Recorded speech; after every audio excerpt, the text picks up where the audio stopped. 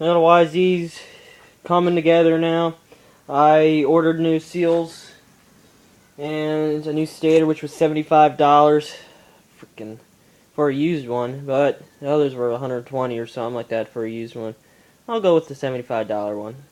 Looks kind of crappy, but it said it worked and stuff. So whatever's the cheapest for me. You know, I spent way too much money on this bike already. If I would have just got rid of this bike. Wouldn't.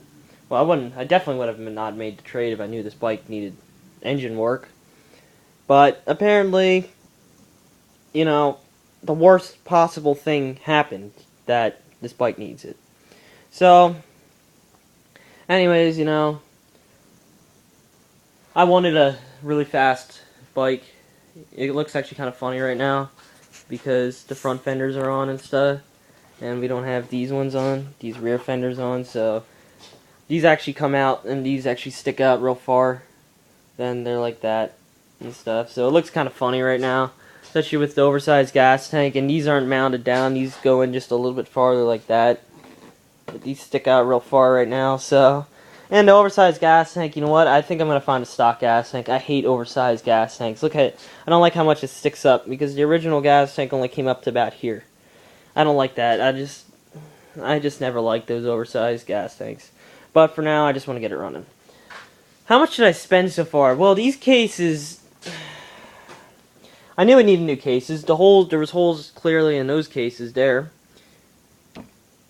So, I spent $90 on both them off an 83. The only thing I had to do is just drill a hole for the water out of that mount there for where the water pump goes in there. Looks kind of crappy. It is, but it doesn't matter really because the block that it's on.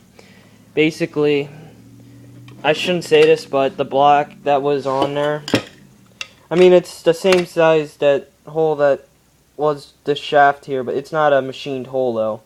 But the shaft that this is on, there's actually two bearings in here. Well, that's what I know of, anyhow. There's a bearing in the seal, I guess. And if you actually feel here, this is really heavy, you know. There's no play back and forth on this, so I think I'll be fine. And the gear, it's real close to there. Plus, this does fit in the hole. It's just not machined, so it's just like it's really worn out, basically. What are you going to do? So, you know, I would have spent a fortune at a machine shop to get that done. So, I just basically have the cases put together for now. It's in gear. You can easily see by the way those two gears are apart there. I think it's a fifth, because of the way I turn it. Maybe fourth. I got the trans back together and stuff. I decided that I'm going to repaint these cases once I get it back together. Made the other sandblasted. Got the flywheel on.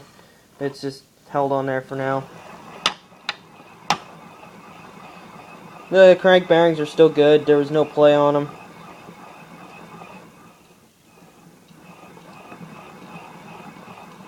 Now that I think about it, they do seem just a hair noisy, but they were good when they were apart. They probably just also need lube too, so. Because these were still good when I had these apart. There was what a good crank bearing should be like, and that spins real nice. You know, there's no play on it, and yet, well, the cases aren't just barely on. If I try to move that back and forth, the crank don't move. So, those bearings are good, you know.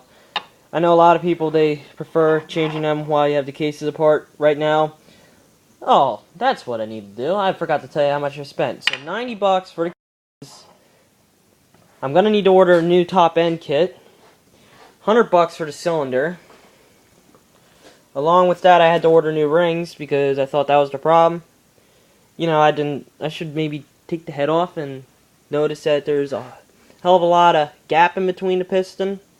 So, new rings, which you can eliminate those. Those were like $20.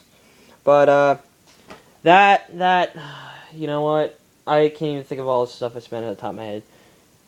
By the time this project's done, I spent over $400 over that just to get this motor, and yet we have the original crank and stuff, which is a good crank. This is really good. There's just almost no side-to-side play.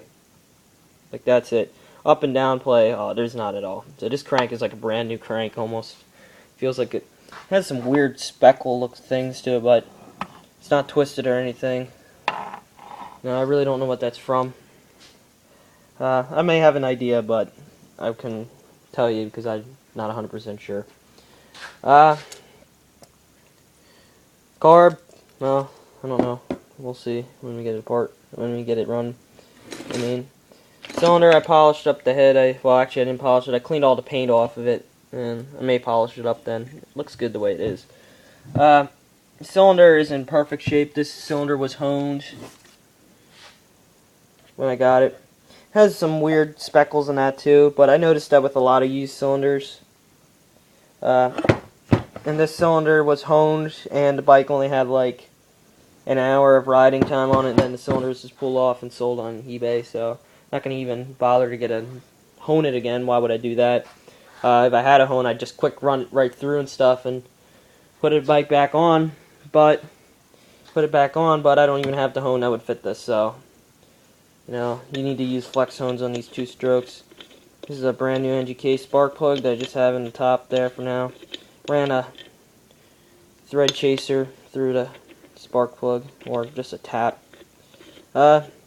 Studs are all good. It's gonna get new gaskets and stuff for a top end, new piston. But otherwise, the bike's gonna run. I can almost promise you that. I wouldn't see why not, because it's getting a new stator that's working. The other one, it actually had a bad pulsar coil, but broke some bolts and yeah, whatever the hell. This was like 30 bucks, but I really didn't want to pull this all apart and shit, and that's not the problem. So I put a new stator on. Guy replaced the ignition coil when he got it because he had the same problem, and he thought that was the problem. He hiding some stuff up his ass probably, but you know, I have the coil on over in there, and I had the old coil, so it's got a new coil on there. It's definitely probably not a CDI problem, but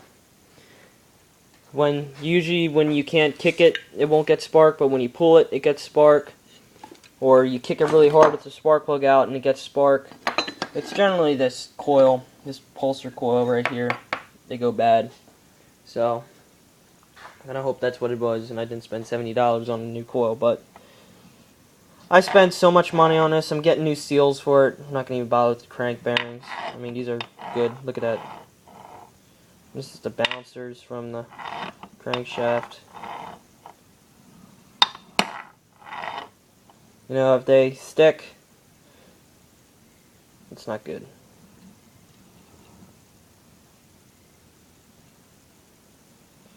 But it's pretty good. So that's just the update. I'll get the bottom end back together and stuff, weight all the bottom end parts, and then we'll get the top end. And cross our fingers that this is going to run. Oh, by the way, this is a 40 over cylinder too. I did explain that in another video, but yep, we're going with this project slowly but surely.